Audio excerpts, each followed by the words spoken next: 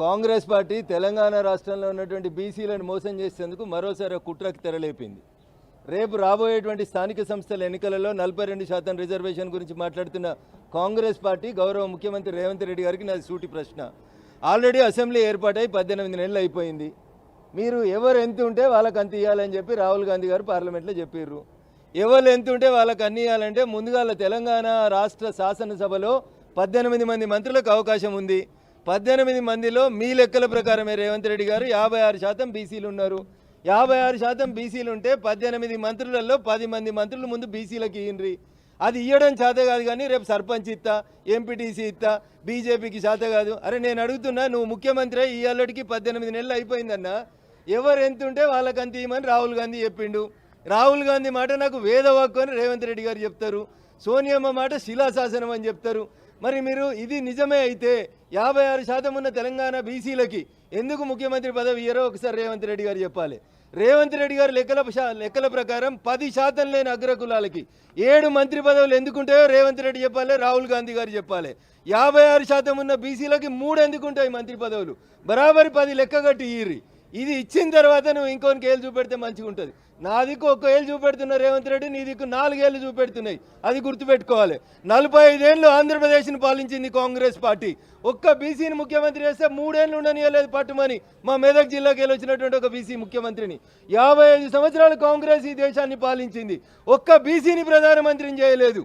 తాత తండ్రి మనవడు మీరు తప్ప, మీ ఇంట్లో తప్ప ఎవరిని 5 ఏళ్ళు మీరు ప్రధానమంత్రిని చేయనినటువంటి పార్టీ కాంగ్రెస్ పార్టీ. ఇలా బీసీల పేరిట మళ్ళొకసారి మోసానికి తెరలేపుతుంది. రాహుల్ గాంధీ గారు, మీరు పార్లమెంట్లో మాట్లాడింది నిజమే అయితే, మీకు భారత రాజ్యాంగం మీద విశ్వాసం ఉంది నిజమే అయితే, ఎవరు ఎంత ఉంటే వాళ్ళకి అంత ఇవ్వాలంటే ఏ అగ్రకులానికి చెందిన రఘునందన్ రావు డిమాండ్ చేస్తుండు. తెలంగాణలో ఇలా బీసీని ముఖ్యమంత్రిని చేయి, పీసీసీ అధ్యక్షుని ముఖ్యమంత్రిని చేయి, రేవంత్ రెడ్డిని పీసీసీ అధ్యక్షుని చేయి.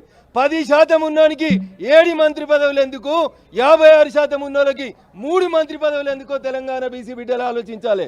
మీకు రేపు సర్పంచులు ఇస్తాడట, ఎంపీటీసీలు ఇస్తాడట, జడ్పీటీసీలు ఇస్తాడట.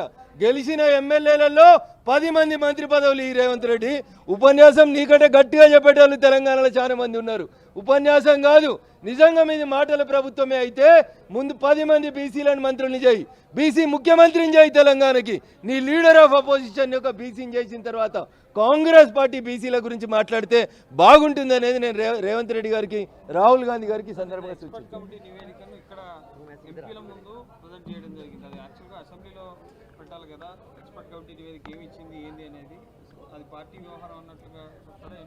ఇప్పుడు చంద్రశేఖరరావు అనేట ఆయన 2014లో నేను సమగ్ర కుటుంబ సర్వే చేసిన అన్నాడు. ఆయనే ఏళ్ళ దాకా వెబ్సైట్లో పెట్టలేదు. ఆయనే ఏ కులం ఎంత ఉందని చెప్పేందుకు ఆయనకు భయం అవుతుంది. ఈయన కూడా 4 రోజులలో శాస్త్రీయంగా చేసిండు కదా. ఎవరు ఎంత ఉన్నారో చెప్పు, నీ పేరు, ఊరు, నీ ఇంటి నెంబర్ వేసి నీ కులం ఏందో చెప్పమని చెప్పు. అది చెప్పడం చేత కాదు, కానీ దానికి ఏదో గొప్పలు చేసినాం, అది శాస్త్రీయంగా ఉంది సర్వే. శాస్త్రీయంగా ఉంటే వెబ్సైట్లో పెట్టు, ఇల్లీగల్గా ఉంటే తీసేస్తారు. ఎవరన్నా ఎవరిదేందో కాంది చెప్తారు అట్లా. కాబట్టి అందుకని మభ్య పెడుతున్నటువంటి కాంగ్రెస్ని చూసి బీసీ బిడ్డలు అంతా కూడా మోసపోవద్దని చెప్పి ఈ సందర్భంగా తెలియజేస్తా ఉన్నాం.